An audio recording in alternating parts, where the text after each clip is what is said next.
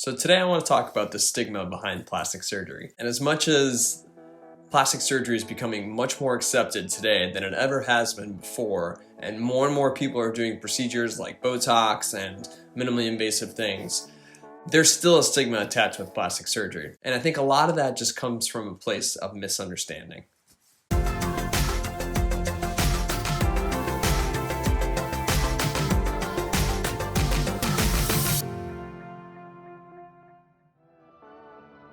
Hi guys, I'm Dr. Peter Vila, and thanks for checking out this video.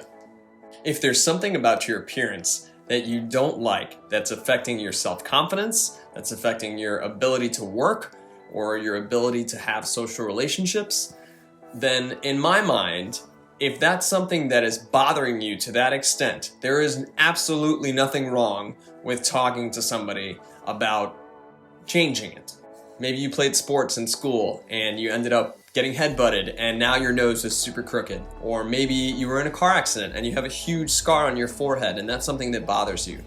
You know, maybe you like it. Maybe it adds to your character and that's cool. And maybe it doesn't. And maybe it really bothers you and it affects your self-confidence. And in those situations, I think that's where you should be able to feel free to talk to a plastic surgeon about what are your options.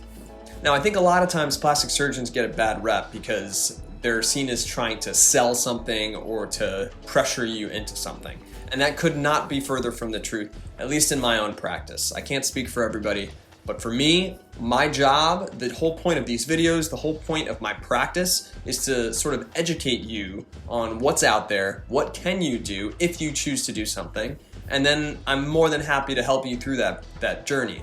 If there's something as simple as I'm getting older and the wrinkles are starting to bother me, great, that's what Botox is for. If you're worried that you can't breathe through your nose and, hey, you know what, actually this bump on my nose has really been bothering me, I would love to just smooth that out, great, that's what a rhinoplasty and a septoplasty is for.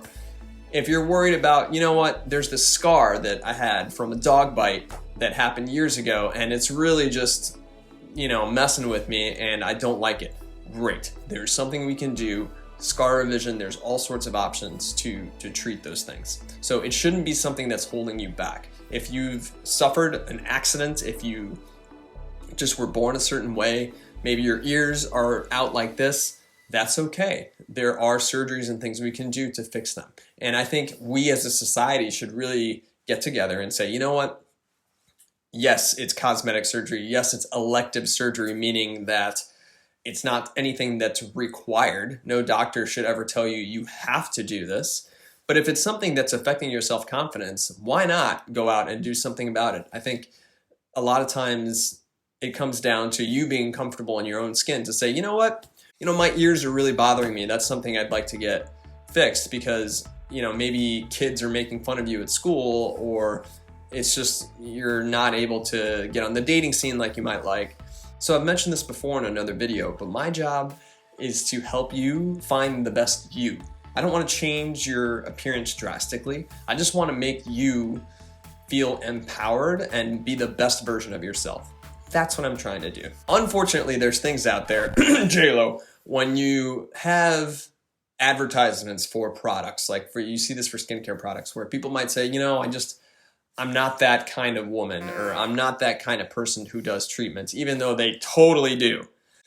Olive oil, for example, is not going to get rid of your wrinkles. It's just not. It might moisturize you. It might make the skin look a little bit better if the skin is dry to begin with, but it's not going to get rid of these wrinkles. I'm sorry, that's just not how it works. And guess what? You don't make it to age 50 without having a single wrinkle on your face, without ever having had Botox. That's just inhumanly possible. So let's just get that out there.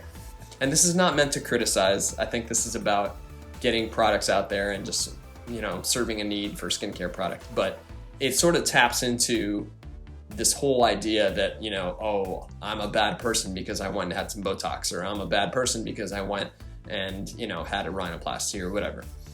And again, it really comes down to, yes, maybe you could accept it, but you know what? If it's something that you choose to do with your money and that's something that you're financially and emotionally prepared to do, that's your decision. Don't let anyone push you one way or the other as far as what's right for you. Obviously, surgery is permanent and some surgeries do involve scarring, and so this is something that you need to be sure of, and that's the whole point of having a consultation before we even talk about surgery, to figure out what things are bothering you and how your confidence might be affected. And yes, there are lots of things you can do about your self-confidence, and you should do them. And I think if you're, if exercising and your diet and getting your life figured out are things that you need to do, absolutely you should be doing those things. For a lot of people, they're already doing those things and they still have something that bothers them, like their nose or whatever. And in no way is that a negative thing about them. I think that's just comes from a place of maybe jealousy or just, not understanding how this works. So you can call me whatever you want, but don't ever accuse me of pushing anything on people, because that's not what I'm about. And I'm really here as a resource for education. What's an example of something that might be medically necessary? Well, for people who have had facial paralysis, so for example, if the nerve that controls the side of your face, you have two of them, one on each side, and it's a big nerve and it has lots of branches, and it allows you to move your whole face, so your eyebrows and smiling, everything about your facial expression. It's called the facial nerve. And that nerve, if you have Bell's palsy or you have trauma in a car accident and the nerve gets severed or cut, that can affect the function of the nerve. And the most common reason people get facial paralysis is Bell's palsy, which is basically, we think, a viral infection of the nerve that then knocks out the function. Typically that tends to be on one side, so oftentimes when people recover, the nerve recovers but not 100%, so there's an asymmetry between the sides, and that can bother a lot of people and can be a little bit disfiguring. A lot of what we do is to restore symmetry in those people. So how is that better than a cosmetic surgery? What we're doing is we're addressing an asymmetry that's causing a disfigurement and causing social impairment, which is usually why people are bothered by facial paralysis, because it affects their social relationships. Why does that not apply to cosmetic surgery? All right. I'm not saying that there's people out there that are definitely way overdoing it with the fillers and the Botox and the surgery. Of course there are, but that's not most people. Most people are normal human beings who just want to look a little bit better and want to feel better in their own skin, and that's what I'm here for. Rant over. I hope that's helpful. If you have comments, please leave them. I would love to engage with you on this.